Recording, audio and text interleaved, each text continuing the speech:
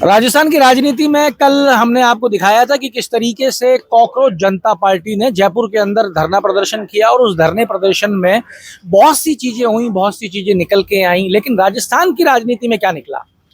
राजस्थान की राजनीति में एक बार फिर राजस्थान के लोगों को उम्मीद जागी है कि क्या तीसरा फ्रंट राजस्थान में काम कर सकता है। हालांकि भीड़ इतनी नहीं कही जा सकती है कि जो राजस्थान का भविष्य तय कर दे, पर जो लोग आए थे वो अपनी जेब से पैसा लगा के आए थे, जो लोग आए थे अपनी मर्जी से आए थे, जो लोग वहां पहुंचे अपने हिसाब से पहुंचे, अपने अपने मुद्दे लेके पहुंचे। ये बड़ी बात थी, क्योंकि राजस्थान में कहीं ना कहीं तीसरा जो फ्रंट है उसकी मांग बहुत लंबे समय से है, पर कोई भी इसको भर नहीं पा रहा। इससे पहले आपको ध्यान होगा, आम आदमी पार्टी ने राजस्थान के अंदर बहुत हाथ पैर मारे, पर वो जातीय समीकरण और आम आदमी पार्टी कभी भी इतना बड़ा समुदाय या कहें कि लोगों का झुरमुट अपने साथ इकट्ठा नहीं कर पाई। कॉकरोच जनता पार्टी में सिर्फ और सिर्फ लोग अभिजीत दिपके को देखने नहीं आए थे। कल शहीद स्मारक पे लोग अपनी बात रखने आए थे। कल के धरने प्रदर्शन में ये एक बड़ा फर्क था। लोग वहां सुनने नहीं, खुद की कहने भी आए थे। कल मिला क्या? कल मुझे ऐसा लगता है कि राजस्थान को राकेश गुर्जर मिला, एक बड़ा नेता के रूप में निकल के आया। एकदम से एक लड़का निकल के आ गया। राकेश गुर्जर अब किस किस का पॉलिटिकली नुकसान करेगा वो भविष्य तय करेगा, पर राकेश गुर्जर ने खुद के लिए एक स्थान बना लिया।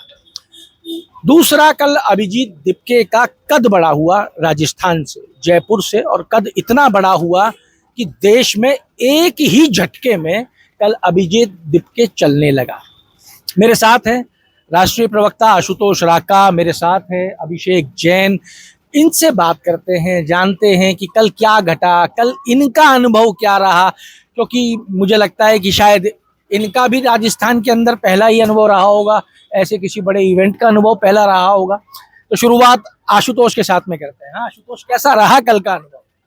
मुझे लगता है जैसे आपने कहा कि कल जो वहाँ पे जनता आई थी, वो जनता किसी राजनीतिक दल या किसी संगठन से छूटकर एक आम जनता वहाँ पर मौजूद थी। ऐसे ऐसे युवा वहाँ पर आए थे जिनका राजनीति से या इन सब चीज़ों से कोई लेना देना नहीं है, और वो सिर्फ और सिर्फ एक कारण से आए थे कि उनकी आवाज़ को जो इतने सालों से दबाया जा रहा है, अब फाइनली एक प्लेटफॉर्म आया जहाँ पर उनकी आवाज़ को इग्नोर नहीं किया जा सकेगा।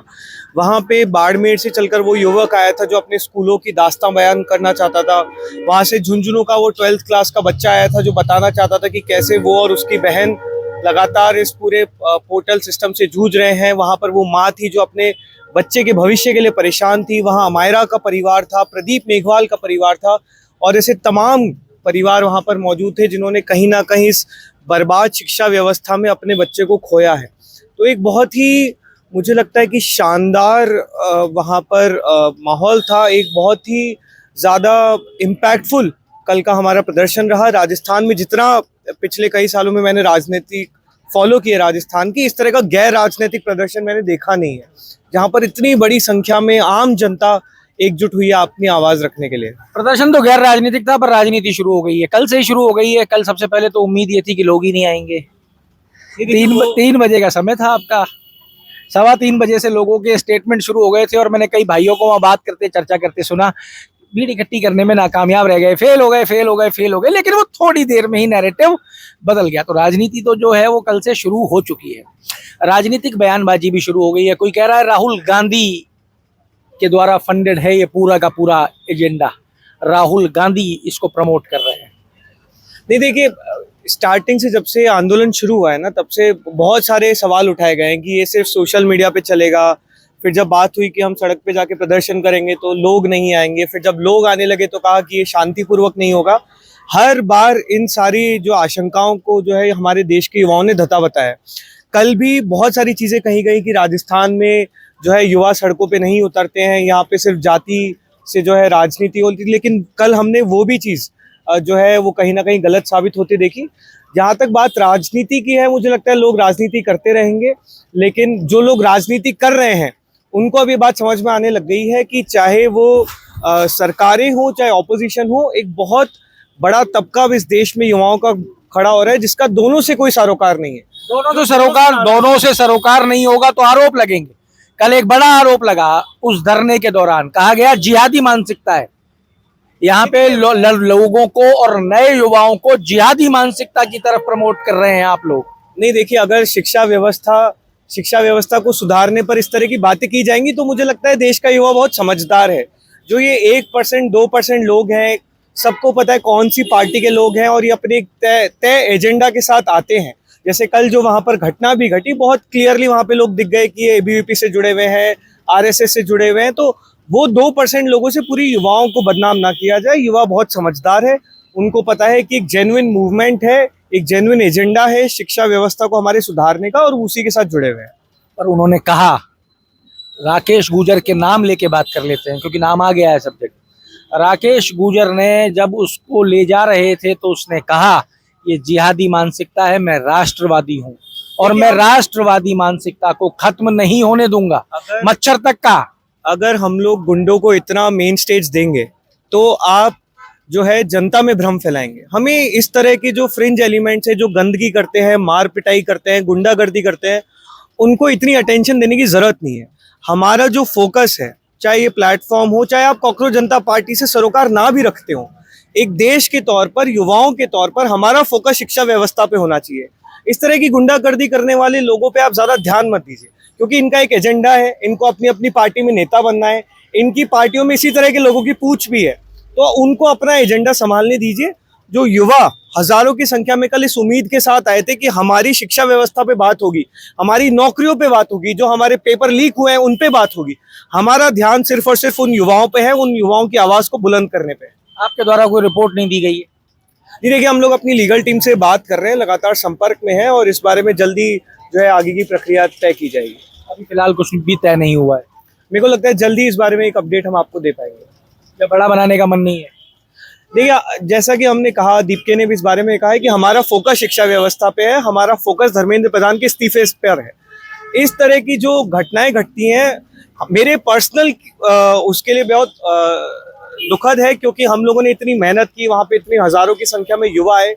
जयपुर में एक आंदोलन में जो है मार पिटाई अगर होती है तो बुरा लगता है कि हमारे जयपुर का नाम गलत कारणों से क्यों जो है पूरे देश में फैल रहा है, उस चीज के लिए बुरा लगता है। लेकिन आंदोलन का फोकस शिक्षा व्यवस्था पर ही रहेगा। शिक्षा व्यवस्था की बात कर रहे हैं, शिक्षा व्यवस्था पे ही बात करने के लिए कल राहुल गांधी आ रहे हैं। भाजपा आरोप लगा रही है कि राहुल गांधी ने एक शब्द नहीं कहा था जब उनकी सत्ता के अंदर एक एक करके 19 पेपर लीक हुए।